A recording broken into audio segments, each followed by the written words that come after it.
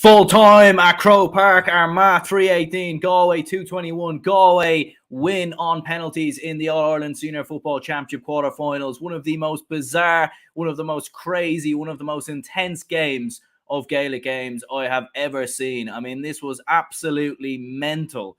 I mean, Galway were I think they were 6 points up in injury time. They conceded 2 late goals. 2 of the most bizarre goals ever as well. It wasn't even like they were well-worked goals. Rian O'Neill kicks a late point. It goes to extra time.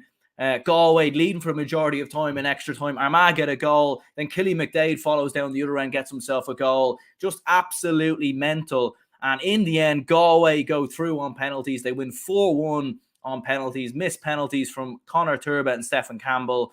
Armagh scoring one of their 3 penalties, which was finished from Rian O'Neill. Just an absolutely bizarre game of Gaelic football, and certainly one that you're unlikely to see ever again, in my opinion. And obviously you had the disgraceful scenes right at the end of normal time as well. Absolutely disgraceful there, in my opinion. The eye gouge or whatever way you want to say it on Damien Comer. Absolutely shocking for me. You know, that should be a year's ban for whoever done that, maybe even more. You know, that's to do that after a game. You know, it's full-time whistle. You know, I'd be a big fan of mixed martial arts and UFC and Bellator and all the rest. Fights get stopped for that. Do you know what I mean? And that's when 2 lads are absolutely kicking the shit out of each other, and they've been paid to do so. Do you know what I mean? And fights have been stopped because of that. This is Gaelic football. This is an amateur sport. So whoever done that, I don't know who it is, but for me, I think if the Armagh management had any decency, he should be kicked off the panel. We should be talking about a year's ban. He shouldn't play any Gaelic football for Armagh in 2023, in my opinion. And I think, you know, if this whole business happens of, appealing anything, you know, this is the 3rd time. Like, and I don't want to be singling out Armagh or anything like that. You know, I think they're a great football team. They've got a lot of passionate fans, and it always takes 2 to tango, and there's always 2 sides to every story. But it's the 3rd time now that they've been involved in a big brawl at the end of a game. The first 2 times it was, you know, they were left unpunished. Obviously, you know, a lot of the Tyrone lads got sent off the first time around. Rian O'Neill obviously gets his red card overturned in the Donegal game. You know, so if these incidents keep getting overturned, keep being left unpunished, they're just going to happen time and time again. And, you know, scenes like that right at the end of the game, you just don't want to be seeing that in an amateur sport and in Gaelic football hurling, especially when there's kids watching, there's fans watching, all the rest. You understand the physicality, you understand rivalries, all the rest. But some of the scenes there, like there was some punches being thrown, there was some things spotted off camera. There really could have been 4 or 5 lads sent off. You know, absolutely shocking stuff, really, in my opinion. And hopefully, anyway, the authorities can have a look at that and really dish out some some real big bans, in my opinion, especially for whoever was poking Damien Comer in the eye, because that was just nothing short of disgraceful, really. Well, look, I suppose we'll run through the game, and goodness me, I mean, there's really a lot to digest. There's a lot to discuss, really. I mean, I thought Armagh were quite poor, to be honest, for large parts in the game. You know, they didn't really seem to have that same attacking threat that they had against Donegal or Tyrone. Rian O'Neill, I thought, was quiet for large parts in the match. Couldn't really get involved. Galway just seemed a little bit more athletic, a little bit more quicker on the ball. Their play seemed a lot more controlled. I thought Killy McDade was exceptional around midfield. I mean, he had a really, really good game. Finished with a goal, kicked a couple of points as well. And I thought Armagh, like it looked like they were trying to push up on Galway when they had possession. And they were trying to put in some hard hits and overturn them. But Galway were just able to play through them at times. And that was what really opened up, you know, chances for the likes of your Killian McDades, Robert Finnerty, Shane Walsh, obviously, as well, kicking some brilliant points in the game.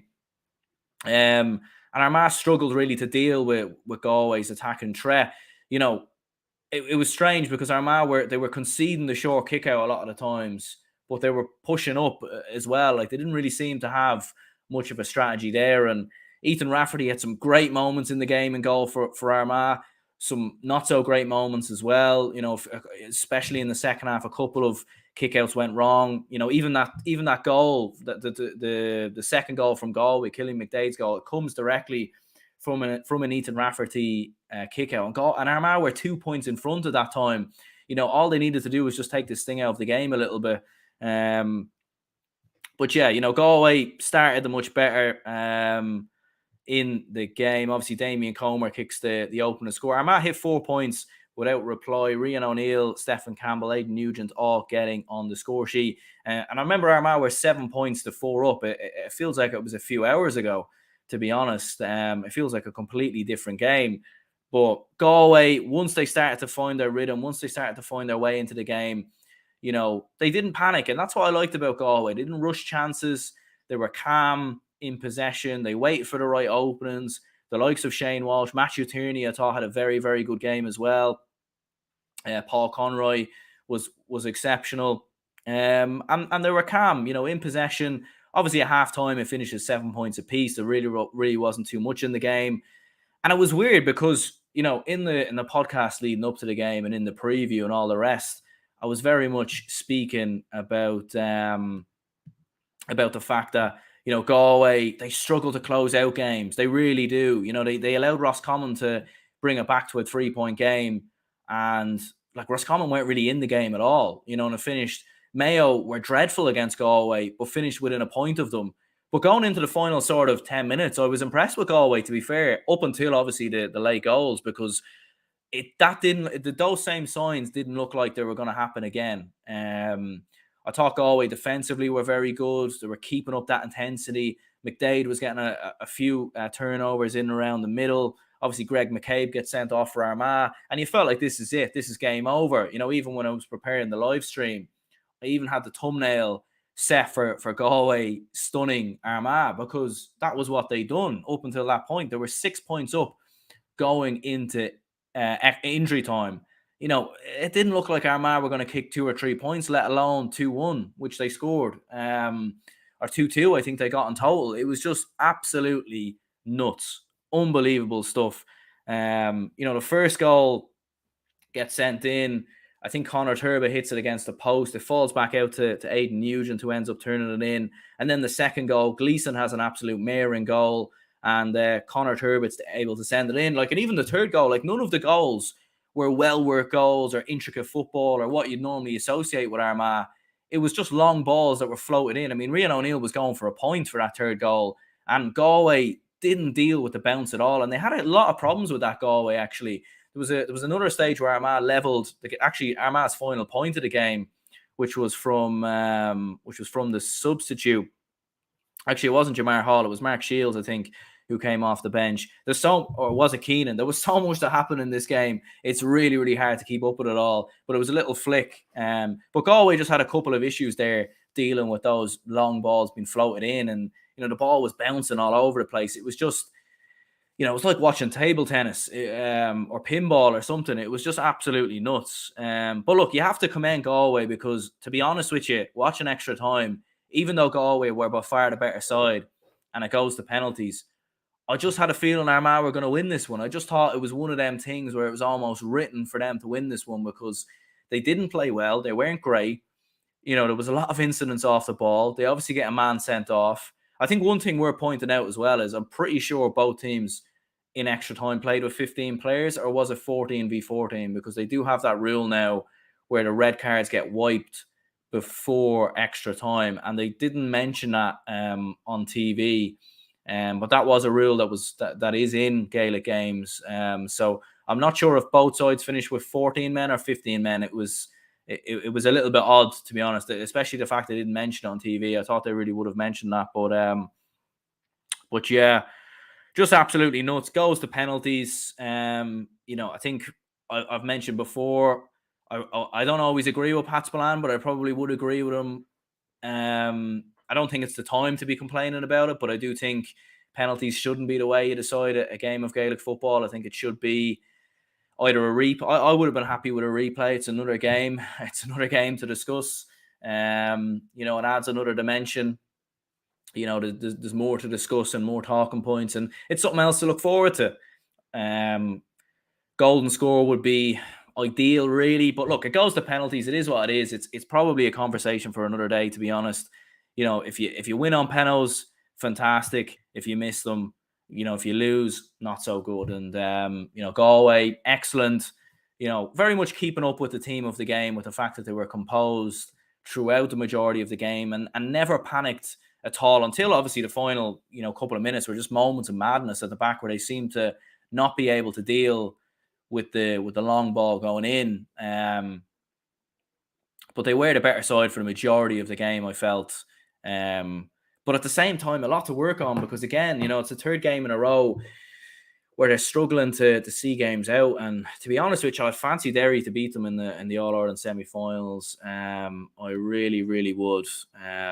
But yeah, Niall says here, GAA will have to deal with the dust-up. They certainly will. What a game. Bad way to end with fighting, though. Yeah, certainly, absolutely madness. In the end, Sean says, is Mayo v Kerry at 5 now? I think it might be. Yeah, I think it might be. It was obviously 4:45 originally. I don't even think the players are out training or doing their pre-match warm-ups yet. So it might even be 5:15 or 5:30, to be honest, before that game starts. So we'll be doing a live watch-along as well over on the channel as well. So make sure to stay tuned for that. Stephen says here earlier, and yet again, Gaelic games provide some of the best entertainment known to man. Brilliant. Absolutely nuts. Yeah, it was a crazy, crazy game, and I'm not an Armagh fan by any stretch of the imagination, but when that second goal went in, it's a shame I wasn't doing a watch along actually for it, to be honest, because I was going absolutely nuts because I just couldn't believe it. Like, it was bizarre beyond bizarre. The fact that they got those 2 goals, absolutely nuts. A mental game, and certainly a game that will be remembered probably for the wrong reasons, but there was a lot right about it as well. Like, it was just absolutely nuts. And, previewing the game, I think we all expected a bit of a mental game, the way both sides set up and the way they play. And we did get exactly that. Rory says, I've never seen a game like it.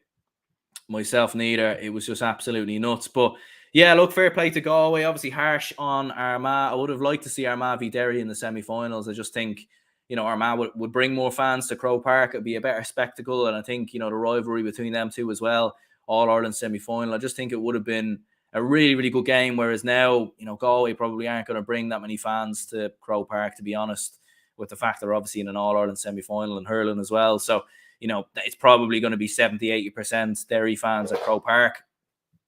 A bit like what it was like in Croke Park here, where it was majority of Armagh fans. But yeah, let me know your thoughts, your comments down below. One of the most mental games I've ever seen in Gaelic games, and the day is not finished yet.